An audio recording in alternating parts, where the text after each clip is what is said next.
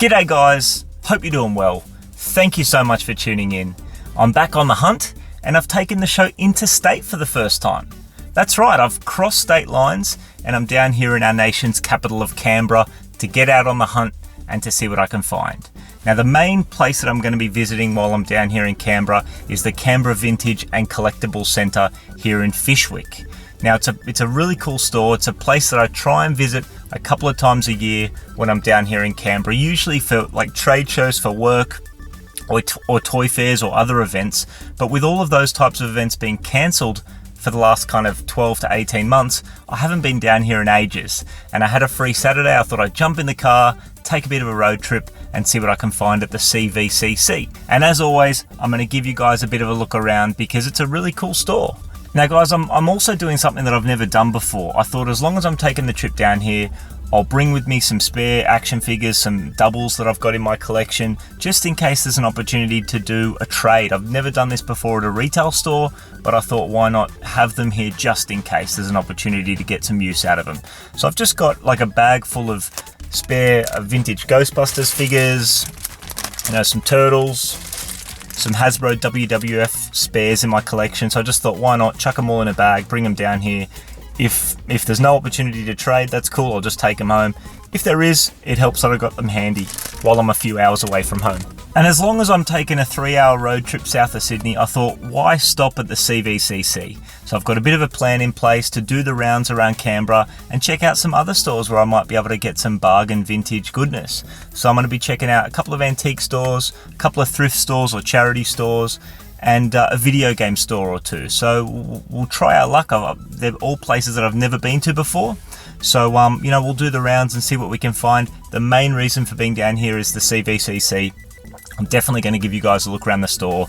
Then we'll do the rounds and then we'll meet back here for the pickups. And of course, I couldn't drive from Sydney to Canberra without the classic road trip pit stop at Heatherbrae Pies at Sutton Forest. Guys, I wouldn't normally eat a pepper steak pie at 7 in the morning, but hey, I just can't drive past there without pulling in and getting a classic Aussie meat pie, and I highly recommend you do the same if you're driving in that direction. But hey, enough about my weird breakfast choices. Let's get in and see what we can find at the CVCC. Then I'm going to do the rounds and then we'll meet back in the car and I'll share the pickups with you.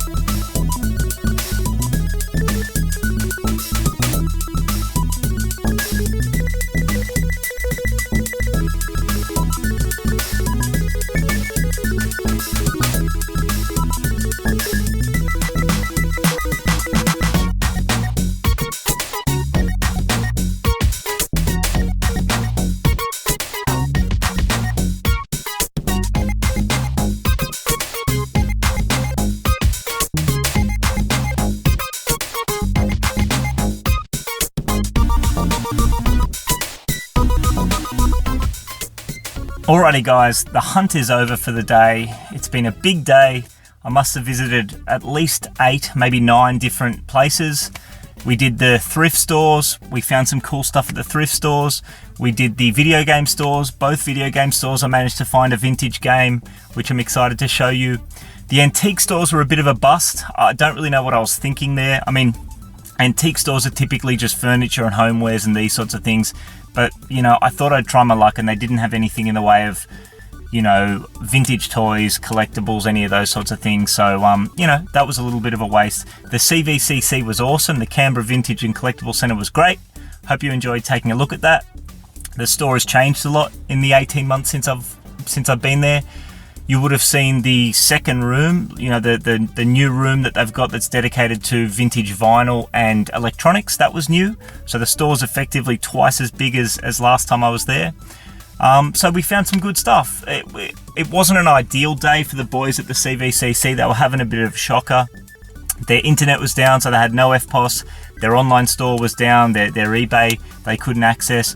So, you know, that was a bit of a tricky one, because when I go to a store like the CVCC, as much as what's in the cabinets and on the shelves is what I'm there for, they've got a stack of stuff that they haven't even sorted through behind the counter. So I always like to see if they can dig out some stuff that, you know, is of interest to me. The vintage action figure lines that I collect, VHS, particularly wrestling, those types of things. So, you know, they helped me out a little bit, which, you know, I'll show you what we managed to rustle up, but it was a bit tricky because, you know, they were having a bad morning and you know, they were focusing on more important things. But that's all right. We still had a great time at the CVCC, and we still managed to pick up a couple of cool scores, which I'll share with you. But all in all, a great day. You know, it took about 3 or 4 hours. We hit just about everything, and we managed to find some cool stuff pretty much every store I went to, with the exception of the antique stores. So that's that, and let's get into the pickups.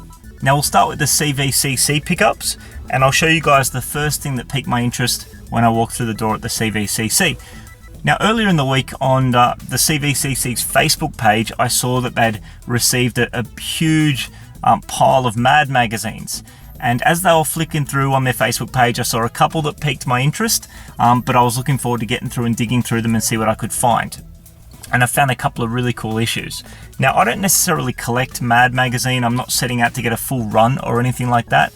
I'm just spot picking issues with cool artwork that, you know, focuses on things that are close to my collection, like Ninja Turtles, you know, other action figure lines that I collect, or other movies that I grew up on. Those are the types of issues I'm trying to pick up, and I picked up a couple of beauties.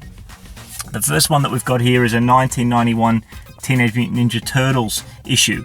Now, judging by mock Ninja Turtles, I don't know that Mad does the Turtles any favors in this, but the artwork is awesome, and I just figured this is going to display beautifully alongside some of my vintage Ninja Turtles collection. So really happy to have this guy. And next up we've got the Ghostbusters 2 issue of Mad magazine. Now once again, in this issue we slime Ghostbusters 2. So I don't think the guys and girls at Mad magazine were huge fans of the movie, but I don't care, because I was. I mean, if you've watched my Ghostbusters action figure, my Ken of the Real Ghostbusters action figure pickups video, I talk a little bit about how important Ghostbusters 2 is to me, how close the movie is to my heart. You know, a bit of a you know, just to touch on it very briefly before we move on. Ghostbusters 2 was the very first movie I ever saw at the cinema. My auntie took me. I would have been maybe 4 or 5 years old, but I remember it. I remember vividly, in a good way and a bad way. It sparked a love of cinema to this day. I absolutely love the cinema experience, and I love Ghostbusters 2 and the franchise. It also terrified me. As a film, you know, it freaked me out. You know, the Vigo the Carpathian coming out of the painting, coming to life, looking for a child to possess. I mean, that concept certainly spooked me, but it's close to my heart, and you know, I've got a growing Ghostbusters 2 collection, and this is going to fit within that beautifully. What can I say? Home Alone. I mean, one of my all-time favourite Christmas movies, one of my all-time favourite 90s movies. I've got the film on VHS. I don't necessarily have anything else Home Alone in my collection, but I couldn't not pick that up. And guys, then we've got a couple of random ones. We've got one on the 90s TV show The Dinosaurs, which I always enjoyed as a kid. I'm trying to find some of the VHS tapes of maybe the first season of The Dinosaurs, so this jumped out at me and I couldn't help but pick this up. Love the artwork. And just finally, I love vintage horror and sci-fi. So, this, I just love the cover, with Jaws there, and I couldn't not pick this one up. So that's the last Mad magazine I picked up. Really happy to have this one as well. And the other thing that we picked up from the CVCC was something that I'm really chasing at the moment, and that's wrestling VHS tapes. So I'm mainly setting out to collect the pay-per-view events on VHS, so WrestleMania, Royal Rumble, Survivor Series, and SummerSlam, through the period that I was most into wrestling, and that's like 1989 to 1995. That's really the period that I'm focusing on. I'm mainly just focusing on those pay-per-views, but I'm open to pick a couple of other tapes up outside of that if they look cool. The first wrestling VHS tape is one that I really had to pick up, and that's SummerSlam 1993. So this would have been around about the time when Lex Luger, even though he's pictured in his narcissist outfit, ditched the narcissist gimmick, turned face, became the All-American Lex Luger, and had his feud against the evil Yokozuna. So, a great event, one that I remember following along, with this tape from the video store, and with the WWF magazines following the news in the build-up to and after that event. So really happy to have SummerSlam 1993. A little bit of a later one. This is probably, I said 1995 earlier, I think, but this is around about where I start to veer away from my love of wrestling as a kid. 1994, 1995. So we've got the 1994 King of the Ring.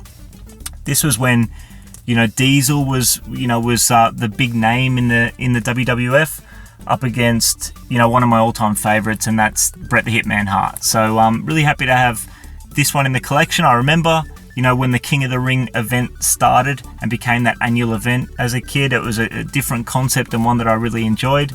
I remember getting the WWF magazines that had the King of the Ring tournament bracket and filling it in as I went along and really enjoying that. Some nice artwork here on the back as well. So another fun one for the collection. And finally, guys, we've got World Tour 1992. 1992 was a big year for my love of wrestling because it was the year when I learnt of the WWF. The Royal Rumble 1992 was the first event that I remember watching, and from there I'd go to the video store every week and work my way backwards to catch up from about 1988, and then forwards until about 1995 where I started to get off wrestling. So 1992 was a big year. Always loved the Macho Man Randy Savage, so I had to pick this guy up as well. Alright guys, let's stay with VHS for the minute. I managed to pick up for $1 a piece some movies on VHS at one of the op shops I went to, one of the thrift stores. I think it might have been a Vinnie's store. I can't quite remember. No, I think it was a Red Cross store. So, they had a small rack of VHS tapes. They might have had maybe 20 VHS tapes total. So I was kind of scrolling down thinking, I really hope there's something I want here because they're $1 a piece. First one I got is actually probably like one of my top 20 favorite movies of all time. I mean, maybe that's a stretch, but it's definitely a movie that I love. It's got rewatchability for me. I've probably seen this movie about a dozen times, and I'm talking about Carlito's Way with Al Pacino and Sean Penn, directed by Brian De Palma. Oh, I love this movie. So really happy to have it on VHS. If I remember correctly, it's an early 90s movie, so it's kind of where I'm going to start to draw the line on what I collect in terms of VHS. Mainly focusing on the 80s and the early 90s, and then we'll get off it. I'm not going to go back collecting early 2000s VHS. Just movies that are important to me from that period of my childhood. Movies that I would have rented from a video store, and Carlito's Way definitely fits the bill. Next one, Weekend at Bernie's 2. Never seen it. Never seen any of the Weekend at Bernie's movies. Love the cover. Think it's going to display beautifully. Love the concept of the Weekend at Bernie's franchise, and now that I have this, I'm going to have to chase down the first one and give them a watch because I heard good things. I think I'm going to enjoy watching this. Finally, we've got another VHS movie that I've not seen before.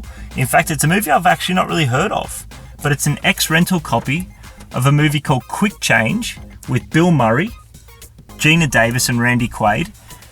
Never heard of it. I am a Bill Murray fan, and I had a little bit of a look online about this movie after I picked it up. And, from what I understand, at the box office it flopped. but it got really good reviews, and from a critical standpoint, people consider it one of Bill Murray's finest performances. So I'm definitely going to give this a watch. Yeah, this came out in 1991, so this was just after Bill Murray did Ghostbusters 2 and then Scrooged, two movies that I love Bill Murray in. So, you know, he was hitting his stride, and I'm definitely going to give this a watch. So happy to have quick change VHS X rental in the collection for $1. Alright guys, the next pickup's a bit random. I was at a Vinnie's store, a Vinnie's charity store, thrift store. I wasn't finding too much that piqued my interest, but I did find this jigsaw puzzle. It's, you know, from the Good Old Days series. It's by Milton Bradley, I believe. It's dated 1970, so it really goes back. And it's called Early Departure. And guys, I just bought this because I really like the image of the jigsaw puzzle. As you might know from some of my previous videos, I'm really interested in like vintage Disney parks history and Walt Disney. And to me, this just has a Walt Disney feel about it. It has a bit of a Main Street USA / Disneyland Railroad feel. I think it's probably turn of the century, but I think this is going to display really nicely with either my vintage Disneyland stuff, like I've got some Disney park maps from like the 80s and 90s, which I'm keen to get out on display, and some other items. So I think it'll either display nicely with those, or possibly with some other vintage board games that I've got. So just a quick, easy $2 pickup. One piece is missing. Whoever donated this ziplocked the pieces up and marked one piece missing. I don't care. I can't see myself ever putting this together, but I just think it displays nicely. So we've got a little $2 jigsaw puzzle in the collection. Okay guys, we're going to finish up with two vintage video games that I picked up, one from each of the video game stores that I went to. The first video game store that I went to was called Revolution CD in Woden. In hindsight, I should have taken some footage there to share with you guys. It's essentially like a games store, but more along the lines of tabletop, like you know, role-playing games and those sorts of things. But they had a great little cabinet of vintage video games, and I managed to find a game there that I had to pick up. And I'm talking about Street Fighter 2 on Super Nintendo. This was a game I had as a kid. It was my first ever Super Nintendo game because the Super Nintendo that I got for Christmas was packaged up with Street Fighter 2. And now that I have Street Fighter 2, WWF Royal Rumble, Rock and Roll Racing, and Super Mario All-Stars in my Super Nintendo games collection, I've got 4 of the 6 games that I pretty much played through my Super Nintendo, through the Super Nintendo period of my childhood. I really just want to pick up Donkey Kong Country and Mario Kart, and that's probably going to be it as far as the games that I'm chasing, because really those were the games that I spent my childhood playing. So really happy to have Street Fighter 2 in the collection and look forward to giving this a play.